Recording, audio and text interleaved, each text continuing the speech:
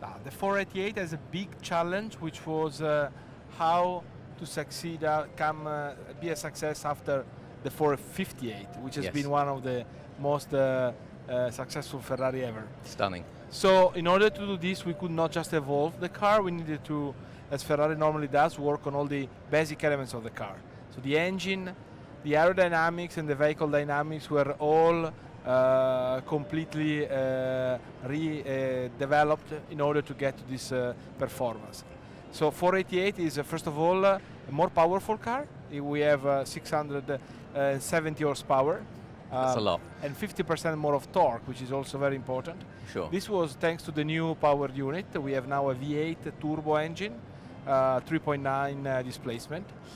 This is an engine that we have developed specifically for the 488. Right. One of the key, of course, issues is how do you put such a powerful power unit into such a compact architecture. Of so course. we worked a lot in the architecture of the car in order to allow this. And then this has also allowed us, as I said, to couple this with new gear ratios in order to have 20-30% more acceleration in every gear versus Right. the 458, which was already a fast car. Yes. We are now have a 0 to 100, which is 8.3 seconds, which means it's more than 2 seconds faster than a 458. Seriously fast. Only just after 5 years. Yes.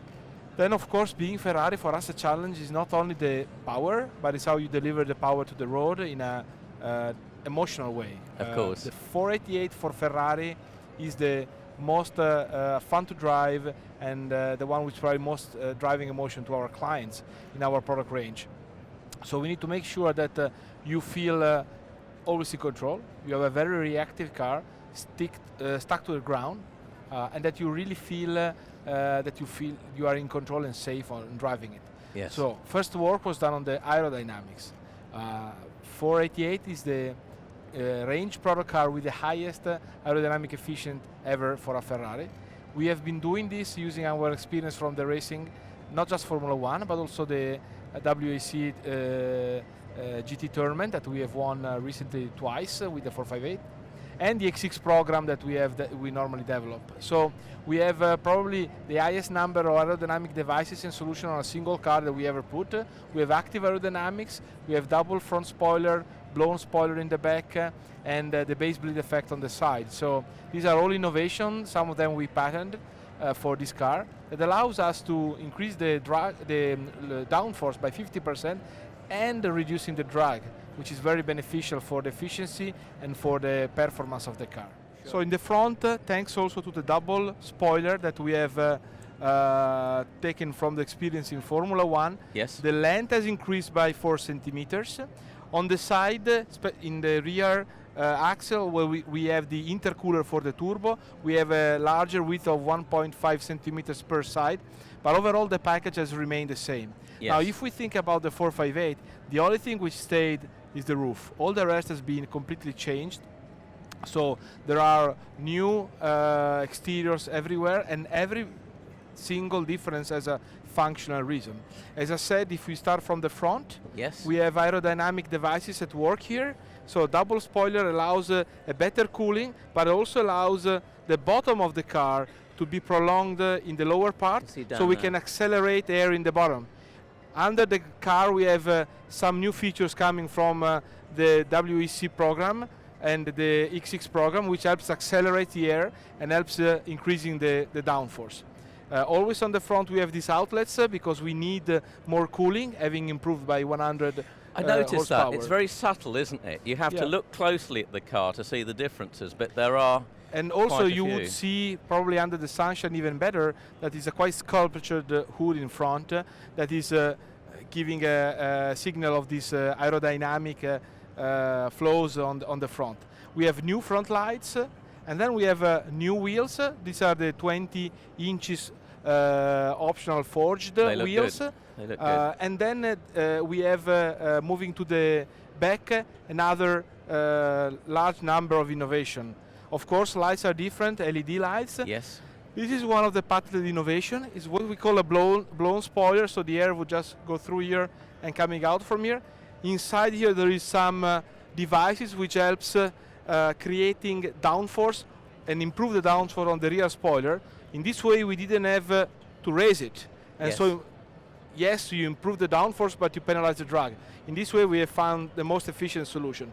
We have air which is coming out from the bottom, Yes. and this starts from this scalloped air intake, which first of all is also something that we took also to celebrate the 40 years of the V8 mid-rear engine. If you remember, the 308 first I do, scalloped that was beautiful. was one of the key elements. Sure. But this has three functions. On the lower part we have intercooler cooling. On the upper part we have engine intake, and this base bleed effect, which is accelerating the air toward the end of the car in order to improve the drag reduction. Yes. Every single element of the car which is new is also being designed in this way. For example, the handle has a particular shape like this in order to improve the air passage on the flank and keeping it as attached to the car as possible. It's interesting to see a handle on a car as well. You know, there are lots of little bits I'm noticing about these cars.